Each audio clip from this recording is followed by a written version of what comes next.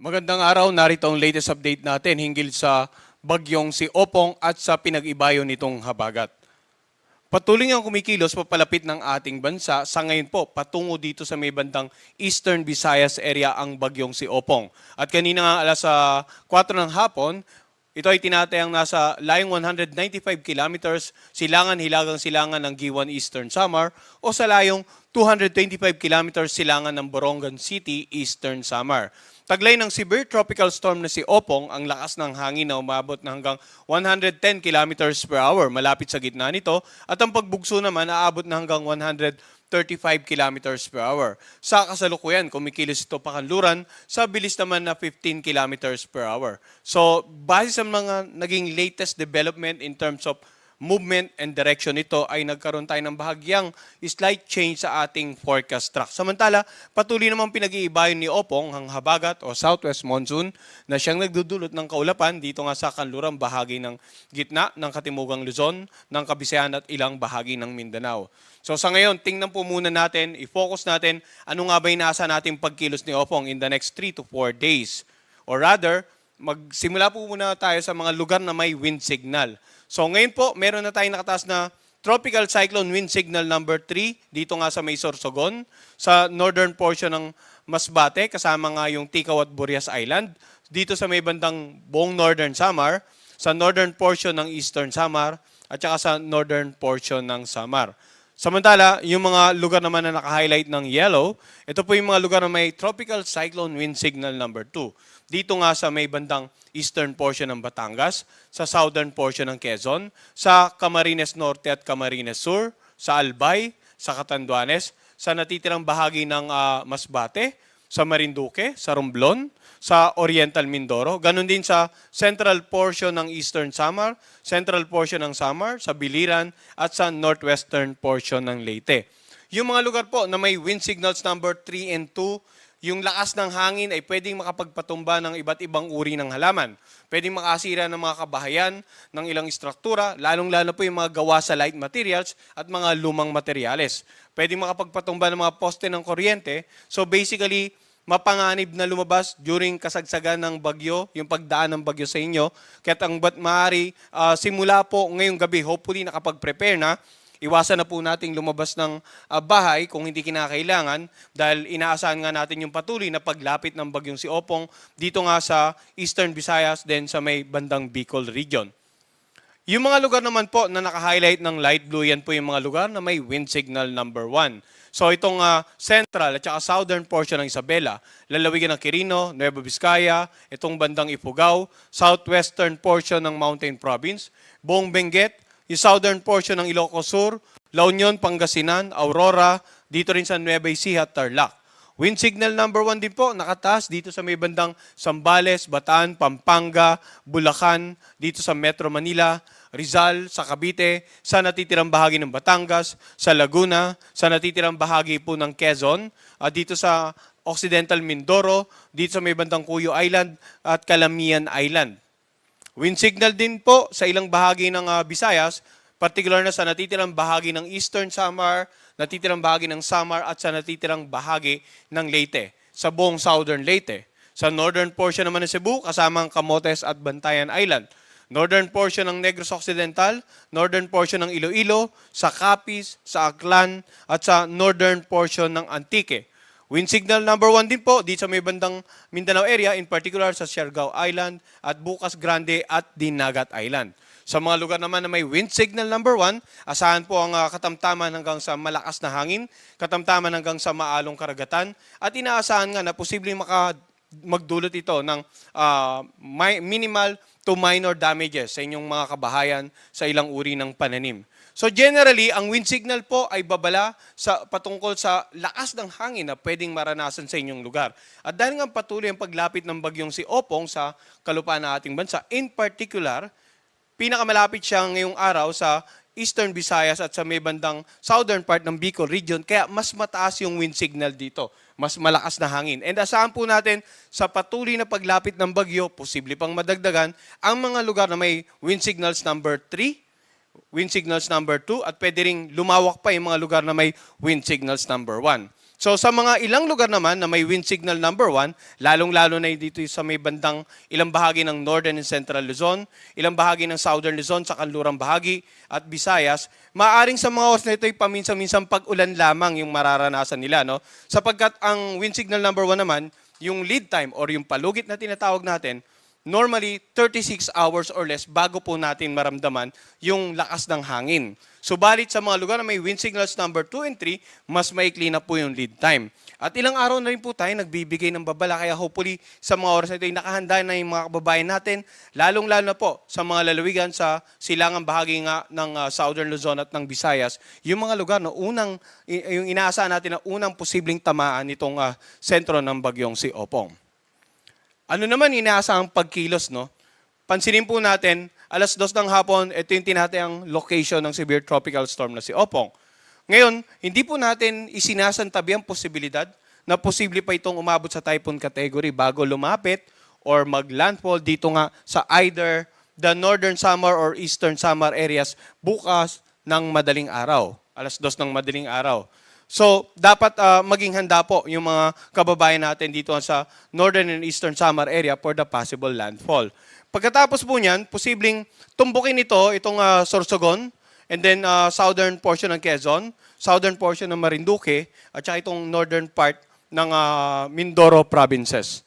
So, ang pinakikita ko po, yung tinuturo nating dadaanan ng linyang ito, yan yung center track, yung pagkilos ng sentro lamang. No? Pero pansinin din po natin yung tinatawag na area of probability. Yung area of probability, nagpapakita po ng iba pang posibilidad na maging aktual na pagkilos ng bagyo bukod pa dito sa center track na kinokonekta nga po ng mga linyang ito. So, tingnan natin yung inaasahan natin possible landfall mamayang or bukas ng 2:00 ng madaling araw. Binanggit ko, kailangan maging handa ang northern at eastern Samar. Isang posibilidad ay pwedeng mas mababa pang maging track at tumama siya dito sa eastern Samar. Or maging bahagyang pahilaga ang kilos at either tumama sa Catanduanes o dito sa Camarines Sur.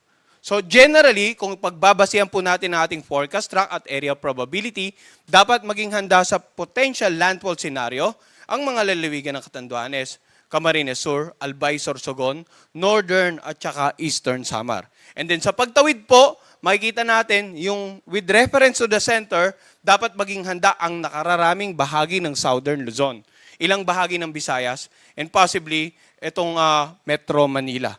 Magbibigay po tayo ng update, titingnan natin kung bahagya pang maging pakanluran ng kilos ng bagyo in the next 6 hours, then malaki rin ang chance na bahagyang bumaba pa yung magiging forecast track natin. Kaya ang tabayanan po nila, no, yung 3-hourly tropical cyclone bulletin hinggil nga sa bagyong si Opong. Mapapansin naman natin na sa Sabado ng madaling araw ay posibleng nakalagpas na ito ng landmass ng ating bansa. And then sa darating na Sabado ng hapon, halos na nandito na sa northwestern boundary. And then Linggo, tuluyan na nga nakalabas ng ating air responsibility. So kung ibabase natin sa ating forecast track, malaki ang chance na simula ng Sabado magkakaroon ng gradual improvement, hindi naman po sa lahat, no, kundi sa ilang bahagi na previously dinaanan na ng bagyong si Opong. So tingnan naman natin ano yung rainfall forecast base naman sa pinilabas nating weather advisory ngayong 5:00 ng hapon. So, ang nakikita po nilang color coding sa ngayon ay amount ng rainfall. Yung unang mga mapang pinakita natin na may color coding, nagpapakita ng mga lugar na may wind signal base sa lakas ng hangin.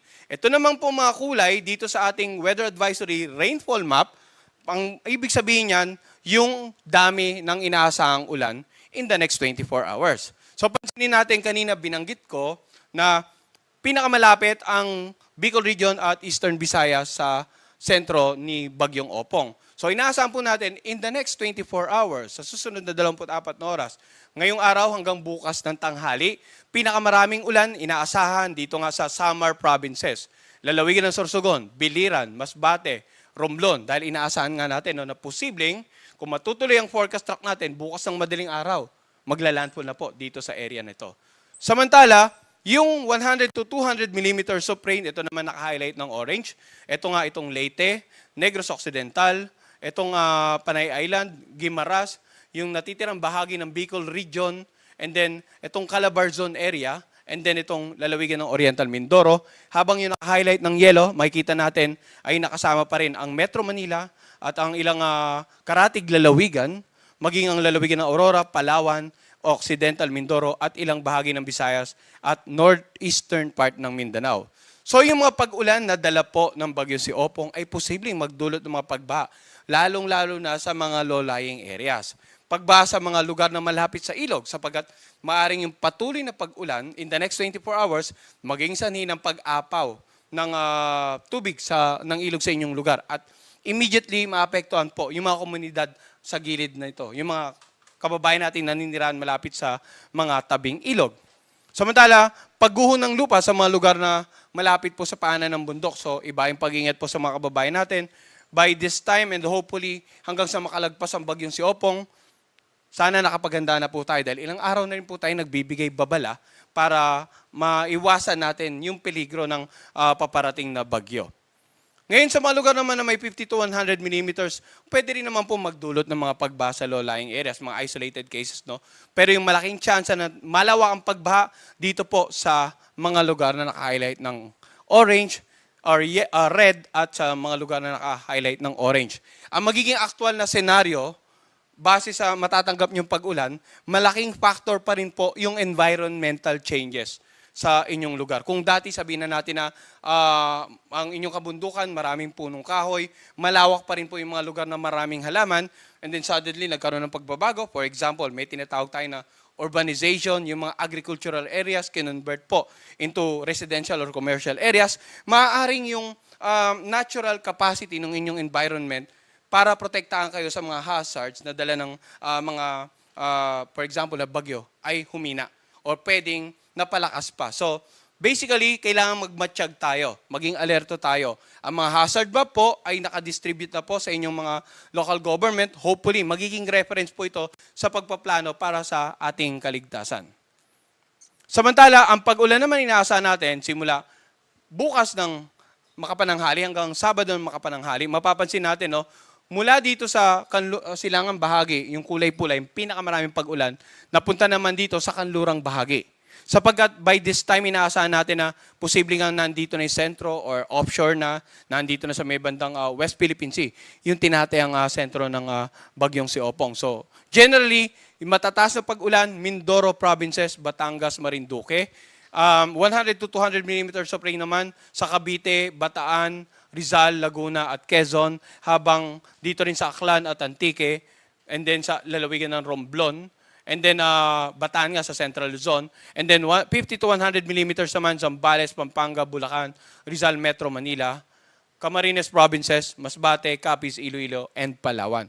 So, sa mga nabanggit nating lalawigan in the next 24 to 48 hours, ay pwedeng madagdagan pa yung mga lugar na may pinakamaraming inaasahang pag-ulan. Kaya i-monitor din po natin yung weather advisory or yung babala patungkol sa pag-ulan na dala nga ng bagyong si Opong at nitong pinag-iba yung habagat in the next 24 to 48 hours.